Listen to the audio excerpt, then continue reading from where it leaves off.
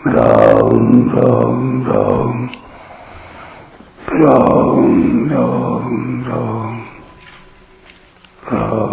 राम राम नारायण नारायण। तत्वतः कहने का तात्पर्य है कि वह मेरे सगुण निर्गुण साकार निराकार शिव शक्ति गणेश सूर्य विष्णु आदि रूपों में प्रकट होने वाले और समय समय पर तरह तरह के अवतार लेने वाले मुझको तत्व से जान लेता है। उसके जानने में किंचिन मात्र भी संदेह नहीं रहता और उसके अनुभव में एक परमात्म तत्व के सिवा संसार की किंचिन मात्र भी सत्ता नहीं रहती। परिशिष्ट भाव कर्मयोग ज्ञान योग ध्यान योग आदि जितने साधन हैं, उन साधनों से यत्न करते हुए जो सिद्ध हो चुके हैं, ऐसे जीवन मुक्त ज्ञानी महापुरुषों में भी सब कुछ भगवान ही हैं। इस प्रकार भगवान के समग्र रूप को यथार्थ रूप से अनुभव करने वाले प्रेमी भक्त दुर्लभ हैं। धर्म शील विरक्त अरुज्ञानी जीवन मुक्त ब्रह्म पर प्राणी सब ते सो दुर्लभ सुर राया राम भगति रथ गत मद माया। यततामपि सिद्धानाम वे सिद्ध अर्थात जीवन मुक्त पुरुष अपनी स्थिति मुक्तावस्था से असंतुष्ट हैं और उनके भीतर परम प्रेम अनंत रस को प्राप्त करने की उत्कंठा है, भूख है। इसलिए ब्रह्म सूत्र में आया है मुक्तोप सृप्य व्यपदेशात। उस प्रेम स्वरूप भगवान को मुक्त पुरुषों के लिए भी प्राप्तव्य बताया गया है। कारण यह है कि मुक्त होने पर नाशवान रस की कामना तो मिट जाती है, पर अनंत रस की भूख नहीं मिटती। वह भूख भगवान की कृपा से ही जागृत होती है। तात्पर्य है कि जो भगवान पर श्रद्धा विश्वास रखते हुए साधन करते हैं, जिनके भीतर भक्ति के संस्कार हैं, उनको भगवान ज्ञान में संतुष्ट नहीं होने देते, उनमें टिकने नहीं देते और उनकी मुक्ति के रस को फीका कर देते हैं। सिद्ध मुक्त तो कर्मयोगी ज्ञान योगी ध्यान योगी आदि सभी हो सकते हैं, पर भगवान के समग्र रूप को जानने वाले सब नहीं होते। अतः यततामपि सिद्धानाम पदों का तात्पर्य है कि वे यत्न करते हुए अपनी पद्धति से सिद्ध तो हो गए, पर मेरे समग्र रूप को नहीं जान सके।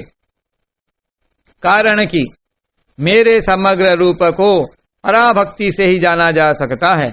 भक्त्या माम अभिजानाति यावान यश्चास्मि तत्वतः कश्चिन्माम वेत्ति तत्वतः। यहाँ माम पद समग्र परमात्मा का वाचक है। भगवान के समग्र रूप को भगवान की कृपा से ही जाना जा सकता है, विचार से नहीं। अर्जुन ने भी गीता सुनने के बाद भगवान से कहा है कि आपकी कृपा से मेरा मोह नष्ट हो गया और स्मृति प्राप्त हो गई। नष्टो मोह स्मृतिर्लब्धा त्वत्प्रसादान मयाच्युत। जैसे दूध पिलाते समय गाय अपनी बछड़े को स्नेह पूर्वक चाटती है, तो उससे बछड़े की जो पुष्टि होती है वह केवल दूध पीने से नहीं होती। ऐसे ही भगवान की कृपा से जो ज्ञान होता है वह अपने विचार से नहीं होता, क्योंकि विचार करने में स्वयं की सत्ता रहती है। केवल निर्गुण को जानने वाला परमात्मा को तत्व से नहीं जानता, प्रत्युत सगुण निर्गुण दोनों को समग्र को जानने वाला ही परमात्मा को तत्व से जानता है। कर्मयोग से शांत आनंद शांति की प्राप्ति होती है, क्योंकि संसार के साथ संबंध होने से ही अशांति होती है। कर्मयोग से संसार का संबंध विच्छेद होने से शांति प्राप्त हो जाती है। त्यागात शांतिरनंतरम। ज्ञान योग से अखंड आनंद की प्राप्ति होती है। अखंड आनंद को निजानंद भी कहते हैं, क्योंकि यह अपने स्वरूप का आनंद है। निजानंद में जीव का ब्रह्म के साथ साधर्म्य हो जाता है, अर्थात जैसे ब्रह्म सत चित आनंद स्वरूप है, ऐसे ही जीव भी सत चित आनंद स्वरूप हो जाता है। मम साधर्म्यमागताः। यद्यपि निजानंद की प्राप्ति होने पर साधक में कोई कमी नहीं रहती, फिर भी जिसके भीतर भक्ति के संस्कार हैं और भगवान की कृपा का आश्रय है, उसको निजानंद में संतोष नहीं होता। जो मुक्त हो जाता है उसको तो स्वाभाविक ही संतोष हो जाता है, पर जिसके भीतर भक्ति के संस्कार हैं उसको संतोष नहीं होता, कारण कि भक्ति के संस्कार वाले पर भगवान विशेष कृपा करते हैं और उसको कहीं अटकने नहीं देते। उसके भीतर अनंत आनंद की भूख रहती है, अतः भक्ति योग से अनंत आनंद की प्राप्ति होती है। निजानंद तो अंश स्वरूप का आनंद है, पर अनंत आनंद अंशी भगवान का आनंद है। यह सिद्धांत है कि वस्तु के आकर्षण में जो सुख होता है वह सुख वस्तु के ज्ञान में नहीं होता। जैसे रुपयों के लोभ में जो सुख मिलता है वह रुपयों का ज्ञान होने से नहीं मिलता। रुपयों का ज्ञान होने से उनका उपयोग करना तो आ जाएगा, पर विशेष आकर्षण नहीं होगा। और मिले यह आकर्षण तो लोभ होने से ही होगा। रुपयों का सुख तो लोभ रूप दोष के कारण दिखता है, वास्तव में है नहीं। पर भगवान का आनंद निर्दोष प्रेम के कारण है, जो वास्तव में है। कारण कि भगवान का ही अंश होने से जीव में अंशी भगवान का आकर्षण स्वतः है। यह सिद्धांत है कि अंश का अंशी की तरफ स्वतः आकर्षण होता है। जैसे पृथ्वी का अंश होने से ऊपर फेंका गया पत्थर स्वतः पृथ्वी की तरफ खींचता है। अग्नि स्वतः सूर्य की तरफ ऊपर खींचती है। नदियां स्वतः समुद्र की तरफ खींचती हैं आदि। यहाँ शंका हो सकती है कि रात को सूर्य नहीं रहता, फिर भी अग्नि रात को ऊपर की तरफ क्यों जाती है? इसका समाधान है कि रात हो या दिन, सूर्य कहीं भी रहे वह सदा पृथ्वी से ऊपर ही रहता है। इसलिए जैसे भारत के लोग सूर्य को पृथ्वी से ऊपर देखते हैं, ऐसे ही पृथ्वी मंडल पर भारत से लगभग विपरीत दिशा में स्थित अमेरिका के लोग भी सूर्य को ऊपर ही देखते हैं। हमें भगवान की आवश्यकता क्यों है? इस पर विचार करें तो मालूम होता है कि हमारी कोई ऐसी आवश्यकता है जिसको हम न तो अपने द्वारा पूरी कर सकते हैं और न संसार के द्वारा ही पूरी कर सकते हैं।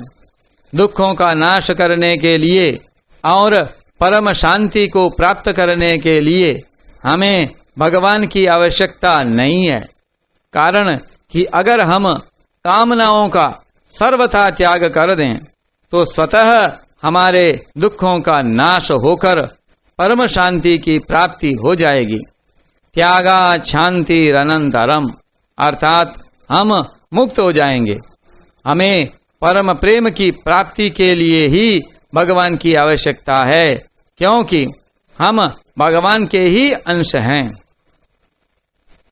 जो मनुष्य सांसारिक दुखों से छूटना चाहता है, पराधीनता से छूटकर स्वाधीन होना चाहता है, उसकी मुक्ति हो जाती है। परंतु जो मनुष्य संसार से दुखी होकर ऐसा सोचता है कि कोई तो अपना होता जो मेरे को अपनी शरण लेकर अपने गले लगाकर मेरे दुख, संताप, पाप, अभाव, भय, नीरसता आदि को हर लेता, उसको भक्ति प्राप्त हो जाती है। तात्पर्य यह हुआ कि मुक्ति पाने के लिए ईश्वर की आवश्यकता नहीं है, प्रत्युत भक्ति पाने के लिए ईश्वर की आवश्यकता है। जब मनुष्य इस बात को जान लेता है कि इतने बड़े संसार में, अनंत ब्रह्मांडों में कोई भी वस्तु अपनी नहीं है, प्रत्युत जिसके एक अंश में अनंत ब्रह्मांड हैं वही अपना है, तब उसके भीतर भगवान की आवश्यकता का अनुभव होता है। कारण कि अपनी वस्तु वही हो सकती है जो सदा हमारे साथ रहे और हम सदा उसके साथ रहें, जो कभी हमारे से अलग न हो और हम कभी उससे अलग न हो। ऐसी वस्तु भगवान ही हो सकते हैं। अब प्रश्न यह उठता है कि जब मनुष्य को भगवान की आवश्यकता है तो फिर भगवान मिलते क्यों नहीं? इसका कारण यह है कि मनुष्य भगवान की प्राप्ति के बिना सुख आराम से रहता है। वह अपनी आवश्यकता को भूले रहता है। वह मिली हुई वस्तु, योग्यता और सामर्थ्य में ही संतोष कर लेता है। अगर वह भगवान की आवश्यकता का अनुभव करे, उनके बिना चैन से न रह सके, तो भगवान की प्राप्ति में देरी नहीं है। कारण कि जो नित्य प्राप्त है उसकी प्राप्ति में क्या देरी? भगवान कोई वृक्ष तो है नहीं कि आज बोएंगे और वर्षों के बाद फल मिलेगा। वे तो सब देश में, सब समय में, सब वस्तुओं में, सब अवस्थाओं में, सब परिस्थितियों में ज्यों के त्यों विद्यमान हैं। हम ही उनसे विमुख हुए हैं, वे हमसे कभी विमुख नहीं हुए।